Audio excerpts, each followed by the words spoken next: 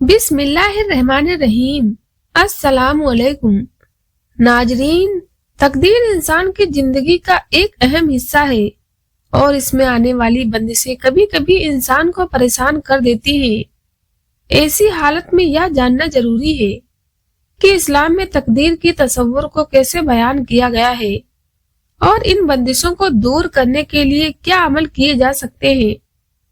اس مضمون میں ہم تقدیر، اس کی بندشوں اور انہیں ختم کرنے کے طریقے پر تفصیل سے بات کریں گے، ساتھ ہی قرآن اور حدیث کے حوالے سے بھی رہنمائی حاصل کریں گے تاکہ موضوع کو صحیح انداز میں سمجھا جا سکے۔ اسلام میں تقدیر کو اللہ تعالیٰ کی پہلے سے طے کی گئی منصوبہ بندی کے طور پر دیکھا جاتا ہے۔ اللہ نے قرآن میں ارشاد فرمایا، بے شک ہم نے ہر چیز کو ایک خاص مقدار کے ساتھ پیدا کیا۔ تقدیر کا مطلب یہ نہیں کہ انسان کے پاس کوئی اختیار نہیں ہے۔ اسلام یہ تعلیم دیتا ہے کہ انسان کو اس کی زندگی میں اچھے اور برے عمل کرنے کی آزادی دی گئی ہے۔ اللہ تعالیٰ نے انسان کو عقل اور فکر دی ہے تاکہ وہ اچھے اور برے میں فرق کر سکے۔ حدیث میں آتا ہے، کوئی شخص اس وقت تک ایمان والا نہیں ہو سکتا جب تک وہ یہ یقین نہ کرے کہ جو چیز اسے ملی ہے وہ اس سے چھوٹ نہیں سکتی تھی اور جو چیز اس سے رہ گئی وہ اسے کبھی مل نہیں سکتی تھی۔ دوستو، تقدیر میں بندشوں کی وجہ یہ ہے کہ جب انسان کی زندگی میں پریشانیاں آتی ہیں تو وہ اسے اپنی تقدیر کی بندش سمجھنے لگتا ہے، لیکن اکثر یہ بندشیں ہمارے اپنے گناہوں اور غلطیوں کا نتیجہ ہوتی ہیں۔ اللہ تعالیٰ قرآن میں فرماتے ہیں، تم پر جو مصیبت آتی ہے وہ تمہارے اپنے ہاتھوں کے کمائے ہوئے عمل کا نتیجہ ہے اور اللہ بہت ساری غلطیوں کو معاف کر دیتا ہے۔ تقدیر کی بندشوں کا سامنا کرنے کے پیچھے کئی وجہیں ہو سکتی ہیں۔ نمبر 1، گناہ اور نافرمانی۔ گناہ انسان کی زندگی میں مشکلیں اور رکاوٹیں پیدا کرتے ہیں۔ نمبر 2، امتحان۔ اللہ کبھی کبھی اپنے بندوں کو پرکھنے کے لیے پریشانیاں بھیجتا ہے۔ نمبر 3، توبہ نہ کرنا۔ اللہ سے معافی نہ مانگنے کی وجہ سے انسان کی حالت نہیں بدلتی۔ ناظرین، تقدیر کی بندشیں دور کرنے کے 5 طریقے۔ نمبر 1، تقدیر کی بندشیں توڑنے کا پہلا اور سب سے اہم طریقہ توبہ اور استغفار ہے۔ اللہ تعالیٰ قرآن میں فرماتے ہیں، اور اپنے رب سے معافی مانگو اور اس کی طرف لوٹ آؤ۔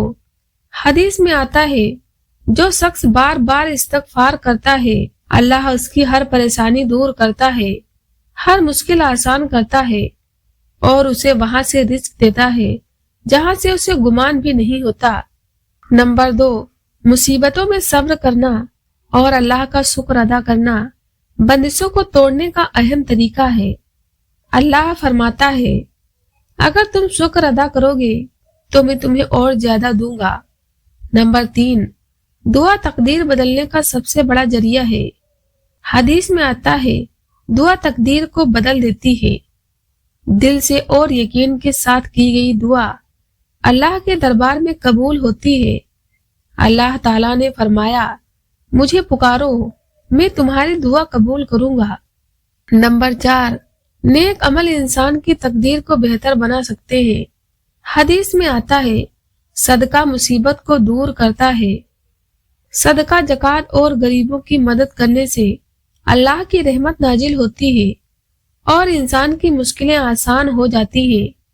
نمبر 5، قرآن پاک کی تلاوت اور اللہ کا ذکر انسان کے دل کو سکون دیتا ہے اور بندشوں کو توڑتا ہے۔ اللہ نے فرمایا، جو لوگ ایمان لائے اور ان کے دل اللہ کے ذکر سے سکون پاتے ہیں، سن لو، اللہ کے ذکر میں ہی دلوں کا سکون ہے۔ ناظرین، کیا آپ جانتے ہیں تقدیر کیسے بدلتی ہے؟